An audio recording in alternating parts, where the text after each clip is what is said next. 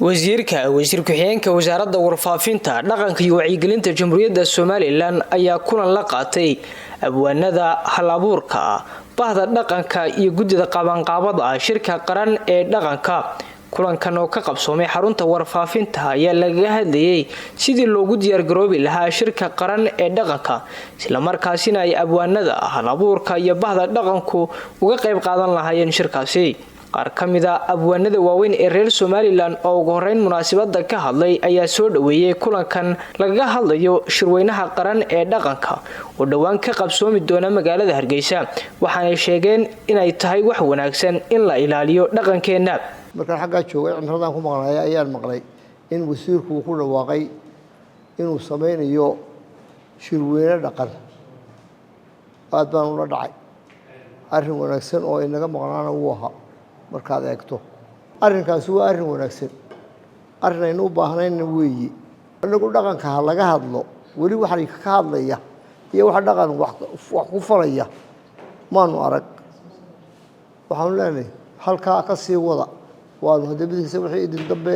looga baataan diyaar baan u diilan aad ugu faraxsanahay oo aan aad ugu faraxsanahay kulli waxaan dadkii isku yara hawlhawli jiray bal dhaqanka iyo afka in la daba qabto ayaan aad isku yara hawlhawli jiray. waxaan aniga farxad gooniya mar hadii wasaaraddeedii aan ka tirsanaa maanta ay iyadu soo qaban qaabisay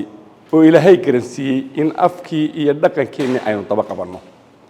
haddaba dhaqanku waa badan yahay sida uu sheegayay Maxamed Xasan Weji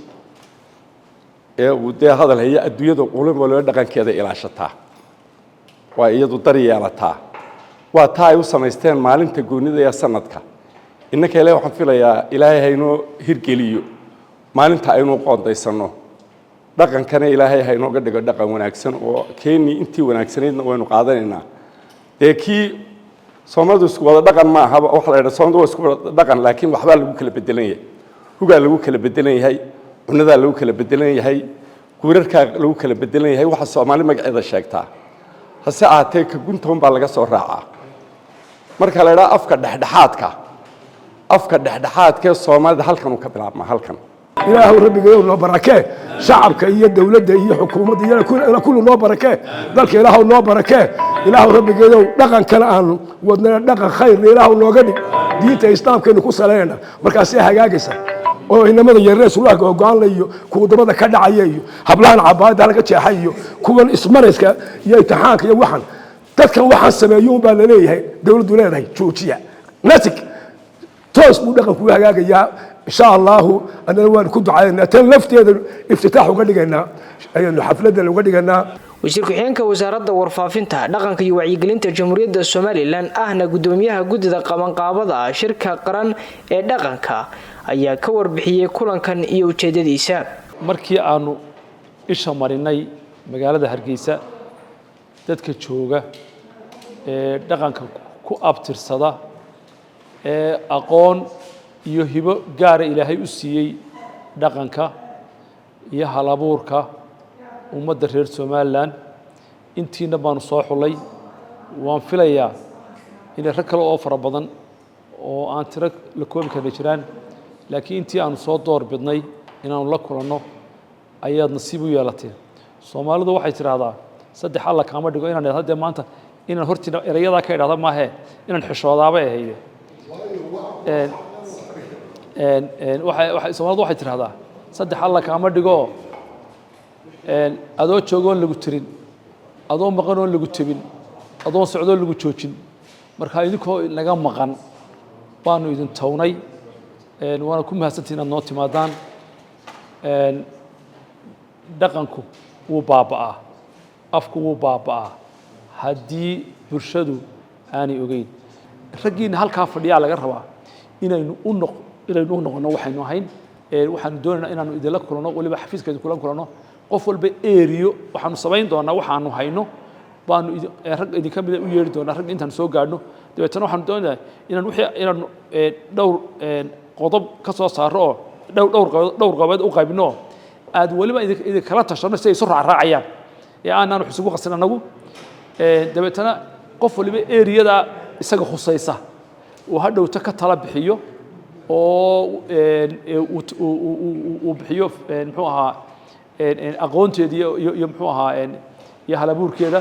taana idinka u darban insha Allah hadii alla karo anagu waxaanu isku dubaradeen laakiin dadkii production laga rabay waa idinka wasiirka wasaaradda warfaafinta dhaqanka iyo wacyigelinta jamhuuriyadda Soomaaliland Axmed Yaasiin Sheekh Cali ayaa leh oo gabagabadii munaasabadda ka hadlay ayaa ka waramay muhiimadda uu shirkani u leeyahay qaranka iyo bulshadeena Soomaaliland marka ugu horreysay Ilaahay baa mahad leh marka labaadna aad iyo aad waxaan idinkaga mahad celinaynaa ajiibka soo ajiibtay baaqi gudihiisa soo dirtay إلهي سبحانه وتعالى وحيري فاسألوا أهل الذكر إن كنتم لا تعلمون مسألة هذا قرنا هاي ندتك أقوان تقول ويدية مركز شيء كستوى إن وحلاقة قبتوا حال وناجية للدونيو ندتك أهل كأقوان تقول إن لويديو لقلت الشضاء لتسأله هذا اللي أيقو أي واجبة مركز مهندسني دعروا إن أنو دقن كي شرق قبرنا مشكلة دقن كي إني كسوكر ليل الدراسيو عقبتها هيستل الدراسيو وحيابها خطرت كوال الدراسيو مركع عقبتها iyo waxa inagu xun oo dhan ee dhaqankii weerarka ku meel la isla dhigo xalkii laga badbaadi lahaana la isla qaato taasi baan markaa idin door bidnay inaad tahay khubradii dadkii dhaqanka aqoonta u lahaa waxaanu doonaynaa inaad maskaxda noo tuujisaan idinkaan noogu ogaal badan waxyaabaha imka khatarta inagu ah ummadeeni iyo karaamadeenii waxaan meesha kaga dhacay idinkaan nooga aqoon badan waxa xalku noqon karana idinkaan aqoon idin bidayna waxa la yiraahdo social media inagu soo noqday inagu soo kordhay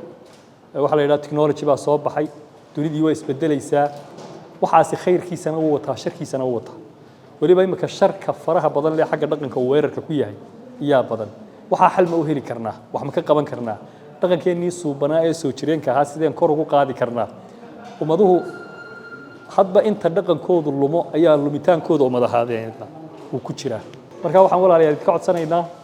waxaanu idin soo door bidnay inaad tihiin dadkii hawsha kan aqoonta u lahaa waayaragow ahaa hibada Ilaahay u siiyey khibradda u lahaa ee waxa shirweynaha aad ku kordhinaysaan ee talaa iyo tusaalaha iyo ka qayb qaadashada intaba martibaan idinka nahay waxaanu shirka ugu adeegaynaa ummadeena reer Soomaaliland iyo ummadda af Soomaaliga ku hadasha guud ahaanba waayo dhaqanku inaga dhaxeeya dad yowga Geeska Afrika ku nool oo dhan ee Soomaalida dhaqan wadaag baynu nahay